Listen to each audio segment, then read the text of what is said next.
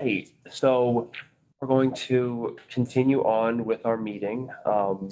Thank you all for bearing with us, and I just want to say again, we're very sorry for what just happened, and it's not going to, it won't happen again today. So to finish off what Sherry Oaken was saying from the WHRC, if you do come up with any other ideas as to a community project that we can do intergenerationally,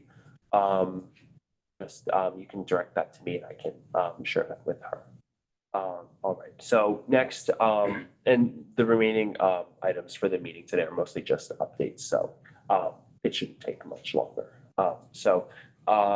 Next, we're going to talk about the Snow Angel shoveling program. Sent out an email,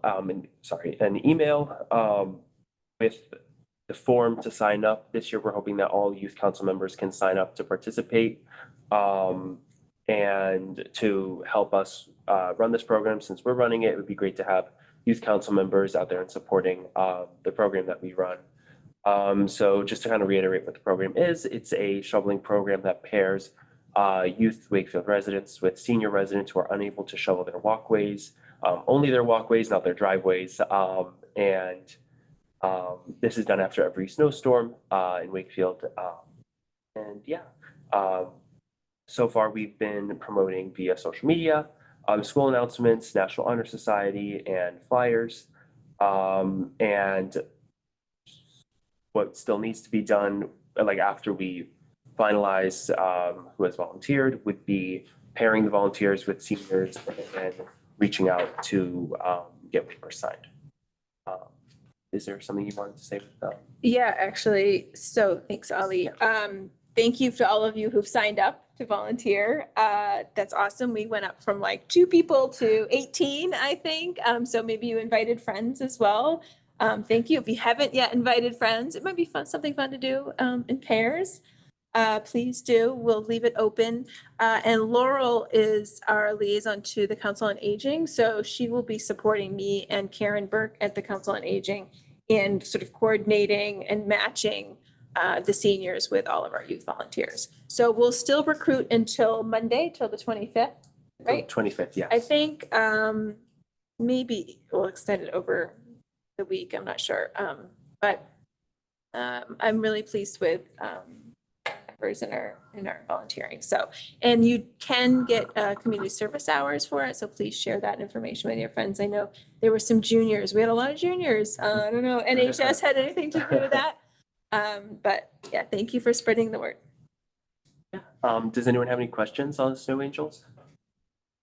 Yes. Say we sign up for like 1 house or 2 house, would it be the same 1 house every time after the snowstorm, or could it be a different?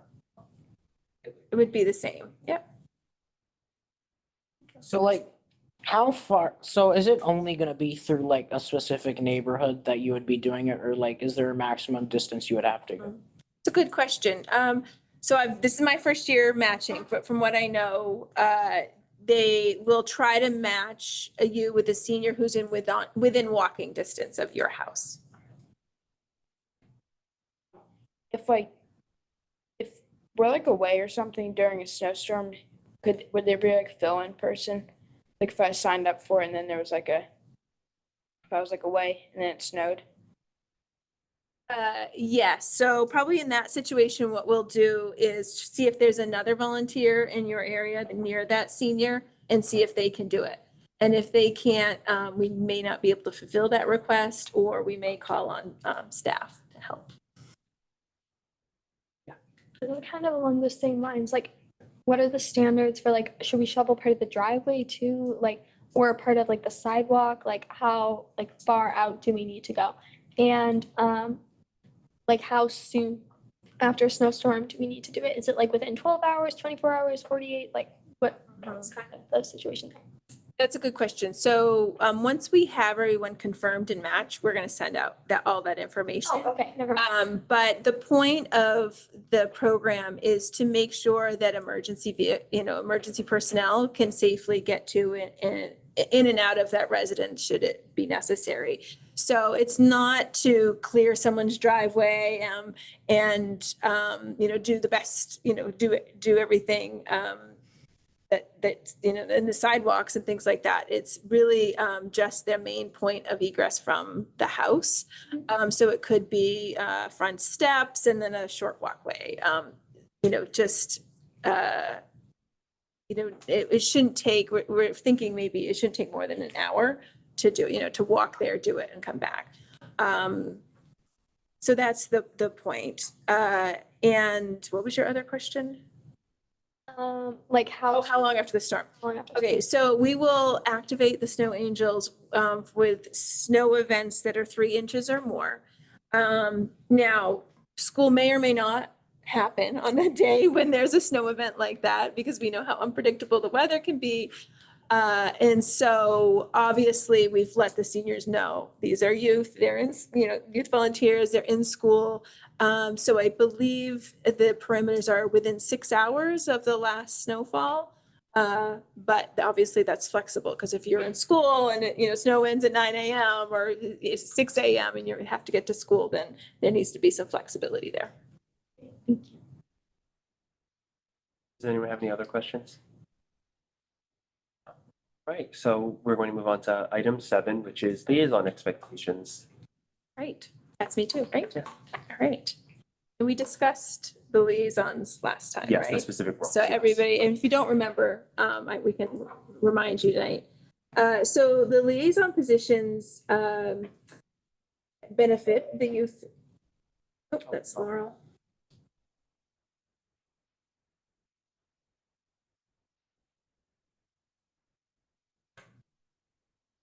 Hey, Laurel, welcome back. Welcome back, Laurel. We've enabled the waiting room, as you know, because you were just in it. Okay. We were just talking about liaison positions. So it allows members of the youth council to communicate and advocate for the youth council with the other town boards, committees, and councils. It allows us to transmit important information to and from their liaison positions, your liaison positions. It gives members the opportunity to give presentations on the overviews of your positions at our meetings. And it'll allow you to influence any, you know, decision-making or the communication process of the council regarding the details of whatever board or commission that you're connected with. Now, when in the next few days, you'll get an introduction to your contact person at your department, board, or commission. And in that email, they'll, you know, it will state that you will be meeting with that person, that designated person, whether it's a department head or a board or committee chair. We ask that you attend at least 2 meetings during the course of the year of those commissions or boards. And that in those meetings, you consult with them on any youth-related issues, and that you can present to this youth council any areas of interest that may come up during those meetings. Has anybody been a liaison before and would like to share maybe their experience and what that looked like? Yeah, Nathaniel. So last year I was liaison to the Environmental Sustainability Committee. So they, when they contacted me, I'm sure it's different for every liaison, but at least for me, they said that these are initiatives that we need your help with as a student. So they gave me those initiatives, and I was able to work with different faculty members at the Galvin to help with those. And yeah, I would attend meetings, and there would always be a time where they'd ask for updates on not on programs at the school. Mhm. And then there were I think once or twice I presented to the youth council last year about just the progress that's been going on with environmental sustainability at the school. So Mhm. Excellent. Thank you, Nathaniel. Anybody else want to share about their experiences? I can share mine. Mhm. So last year I was the liaison to the town council, and what I typically did was I usually met one-on-one with either the town administrator or the town council liaison. To the youth council last year, that was Julie Smith Galvin, and then since spring of this year, it's been Doug Butler. So yeah, I've been able to, I worked with them more directly, like one-on-one with them. And was also able to go to their meetings to kind of generally like observe the different items that they were talking about. And then I would be able to discuss one-on-one with them like later, like in separate meetings, kind of opportunities for youth council and town council collaboration. So, and I found that very beneficial. Thank you, Ellen. All right, so once you get your introduction, if you have difficulty finding information about the meetings or you haven't heard from your designated contact, please feel free to reach out to me or me and Ali and let us know, and we do what we can to help connect you.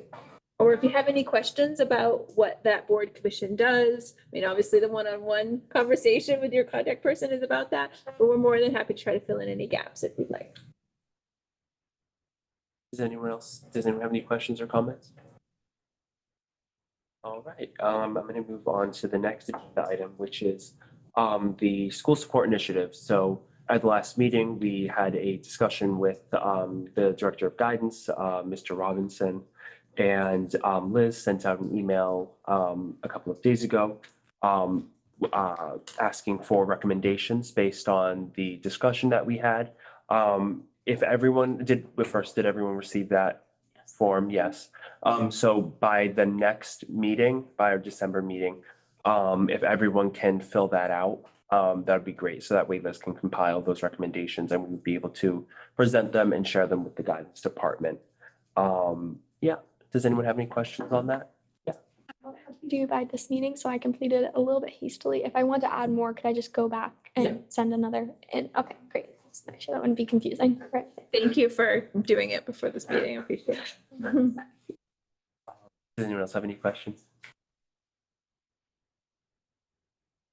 Next is communications and outreach subcommittee updates. Michaela, do you have any updates since the last meeting?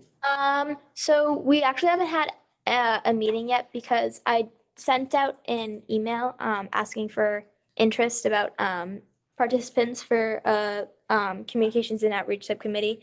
However, I did not get any responses that I saw. But if you are interested in participating in the communications and outreach subcommittee, you can talk to me after this meeting. You can email me. I'm really hoping that we can start meeting soon. I just sent out an email and there was no interest. So, you can always talk to me about it, questions.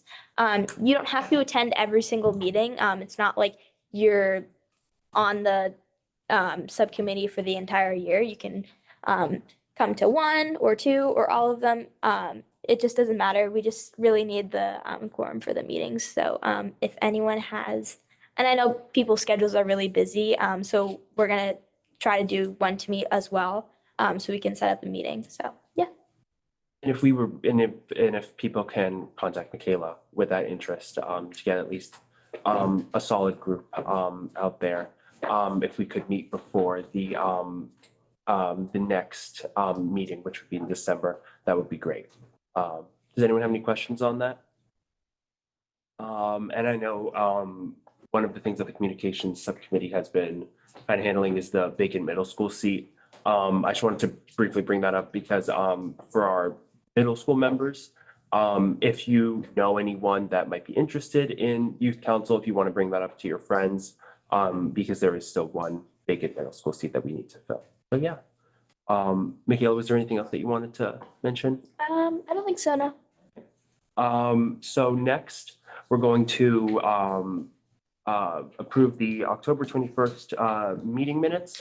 Thomas, do you want to give us a brief summary of those? Yeah, so we started with just the brief procedural stuff, attendance and pledge of allegiance. And then the bulk of the meeting was the school support update from Mr. Robinson, which I think we all found very helpful, and we have the survey for that now. Then we heard about the voting age reduction initiative, which we discussed and voted to create a working group that could further investigate that. We had liaison appointments. Now we're working on further. We heard about the Snow Angels initiative. We just did some more procedural stuff with media release and the communications and outreach subcommittee. We heard, or there were no significant school committee or town council updates, approved the minutes and then adjourned. Thank you. Do I have a motion to accept the minutes? Motion. Do I have a second? A second. Going to call down the roll. Myself, yes. Thomas? Yes. Eklund? Yes. Nathaniel? Yes. Parker? Yes. Jonathan? Yes. Michaela? Yes. Did I miss any voting members? All right, so that passes unanimously. Next, I'm going to briefly talk about changes to future meetings. So something that we discussed after the last meeting is that kind of the monthly meetings kind of stunts just a little bit of like the discussions that we're having just because we're meeting with such large gaps in between. We wanted to bring up the possibility of potentially meeting twice a month instead of monthly and potentially introducing a system where we have a regular youth council meeting date instead of one that kind of shifts with our schedules. Kind of like, for example, like the first Tuesday of every month at 7, something like that's just an example. And I can send out an email to try to gauge which days of the week people are generally available, which times or people are generally available. What do people think of that kind of like moving towards twice monthly and with like a solid, consistent meeting time? Yeah, Kayla? I think it's a good idea. The one, I would say, drawback that I have with it is that people's schedules can change, like, a lot, especially with high school, high school sports, some people might not play a winter sport, but they might play a spring sport. So those schedules could fluctuate. So I'd just be a little worried about that. But other than that, I think. Yeah, it's a very fair concern, yeah. Just to clarify, if we did the singular like set time meeting, there would be a second monthly meeting? Yeah, We were able. So if I wasn't able to make a set time meeting, like if that set time just didn't work for me, could I go to the more flexible one? yes. Okay. Exactly, yeah. I think, yeah, I think, yeah. So that's why, like, if we were to move towards like a solid meeting, we would have more meetings in between. So that way, if you miss one meeting, it's not like the last meeting you went to was 2 months ago. Yes. Yeah. Yeah, that makes a lot more sense. I just know for me personally and my schedule, it'll be really hard to like set down a monthly date. And if like the form that I collect, if like it shows like everyone's schedules are just like too all over the place to actually like create a solid meeting time, we will still do like the meetings meetings, but we will just like try to do that like twice monthly instead of just once monthly. I probably wouldn't work for December just because it's a shortened month because winter break takes up so much time. But probably would be able to like start that in January. And I'm sorry, when would you be sending this information out and when would we be like conferring about that? Like how soon would we know when the like monthly times are? I'm gonna try to send out that form either tomorrow or early next week. And then I'll gauge that and determine with Mr. Collins to see if there is like a time that would work, and then I would let everyone know that, yeah. I know one thing we talked about too was having like a rotating, like maybe have like Mhm. 2 or 3 like different, because like if you can't do Tuesday at 7, you probably never can do Tuesday at 7. Yeah, So that's what we I'm had like That's my Tuesday at 7, Wednesday at 6, and Thursday at 7:30 or whatever, and we rotated through like every meeting. Maybe that would be get Even more just, people, like if you can't make the Tuesday one, you could make the one in 2 weeks on the Wednesday. And even just like, if we try and set those down earlier, I think like, I know I have things I can move around to make it. And I'm sure other people do too. So, Yeah. I do think setting up the time will be nice though. If we did the 2 meetings a month, would it look like we do like one meeting at the beginning of the month or like and like one meeting at the end of the month, or would they both be like within like a week or two like of each other, or would they be like more spread out? Yeah, it would probably be as spread out as it can. Okay. Like one towards the beginning of the month, one towards the end of the month with like a Okay. nice space like in between both meetings. It's like, yeah. But yeah, that's fine. Thank you. Does anyone else have any questions? All right, so our next meeting will be sometime in early December, and I'll have the when to meet, or if I'm able to gauge the form soon enough and it works out, a more solid meeting. Thank you, everyone. Does anyone have anything that they would like to discuss before we conclude the meeting? All right. So do I have a motion to adjourn? Motion. Do I have a second? I'm going to call down the roll. Myself, yes. Thomas? Yes. Declan? Yes. Nathaniel? Yes. Parker? Yes. Jonathan? Yes. Michaela? Yes. And with that, we adjourn the meeting. Thank you, everyone.